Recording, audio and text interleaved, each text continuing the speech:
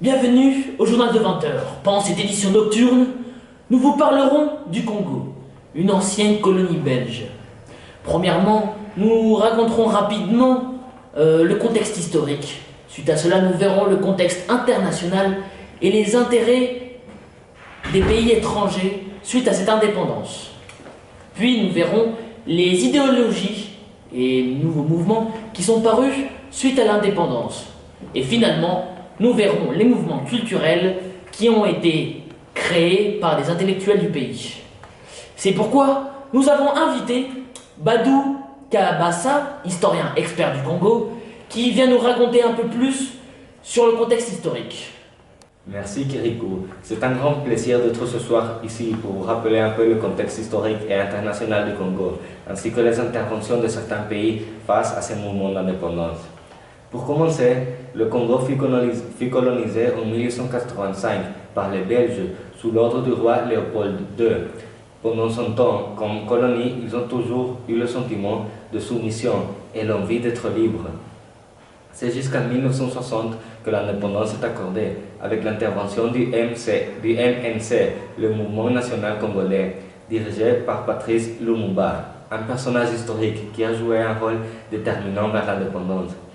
Le 30 juin 1960, c'est la fin de la domination coloniale des Belges. L'indépendance est proclamée. Pour comprendre ce processus d'indépendance, il est fondamental de comprendre le contexte international. Alors que les métropoles se trouvaient dans une situation qui n'était pas favorable, il était indispensable pour eux de maintenir n'importe le coût ces colonies pour y tirer des profits commerciaux et des territoires ainsi que de main-d'œuvre. Cependant, il y a de même des pays qui s'intéressent aux colonies et favorisent leur indépendance, dont le but est d'avoir de nouveaux alliés, de partenaires commerciaux. Un autre but est d'éviter la récupération rapide des pays européens, donc les États-Unis et l'URSS vont appuyer ce processus de décolonisation. Parlant des États-Unis, eux, ils veulent étendre leur influence et leur domination sur des pays fraîches et libres, comme l'URSS l'a fait. Aussi, il faut souligner le rôle des anciens pays colonisateurs après les accords d'indépendance. Ces pays essayent de maintenir une influence sur l'économie pour ses propres intérêts économiques. On pourrait prendre l'exemple des Belges après l'indépendance du Congo.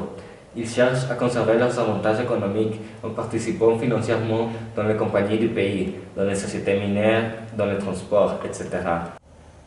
Je passe la parole à mon compatriote Djibou Bata qui vous parlera un peu sur les nouvelles idéologies parues après l'indépendance du Congo.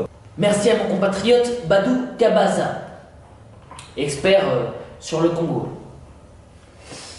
Pour commencer, les nouvelles idéologies qui sont apparues suite au mouvement de l'indépendance. Après ce changement, nous avons constaté l'apparition du mouvement de regroupement africain voulant un continent uni.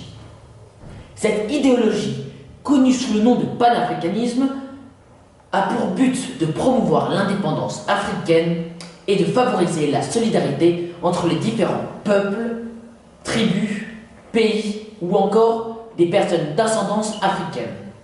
Le panafricanisme a des atteintes économiques, sociales, culturelles, politiques, ayant pour but l'émancipation africaine.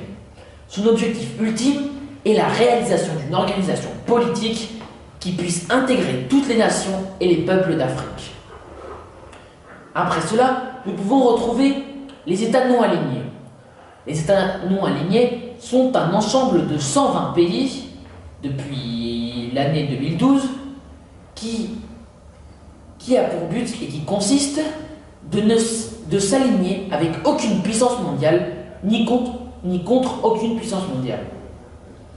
Cet ensemble dit appartenir à aucun bloc, c'est-à-dire n'appartenir ni au bloc Est ni au bloc Ouest. Le but de l'organisation, défini dans la déclaration de La Havane en 1979, a pour but d'assurer l'indépendance nationale, la souveraineté, l'intégrité territoriale et la sécurité des pays non alignés.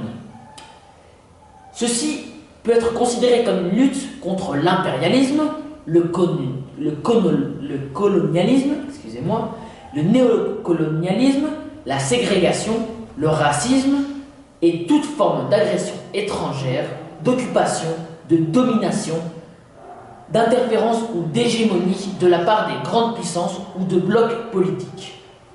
Et ensuite, leur intérêt est de promouvoir la solidarité entre les peuples du tiers-monde. L'organisation, dont le siège est à Lusaka, en Zambie, regroupe près de 2/3 des membres des Nations Unies et 50% de la population mondiale. Merci. Pendant l'indépendance du Congo, le pays connaît une prise de conscience de l'appartenance de la culture congolaise. Cette prise de conscience se connaît comme la négritude.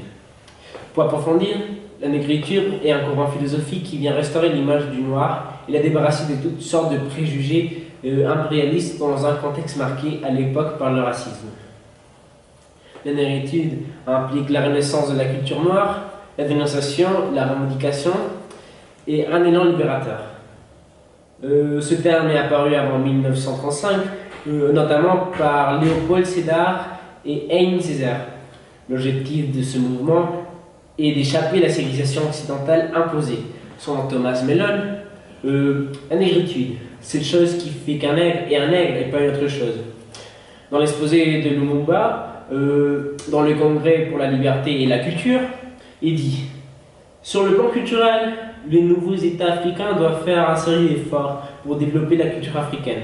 Nous avons une culture propre et des valeurs morales et artistiques inestimables, un code de savoir-vivre et des modes de vie propres.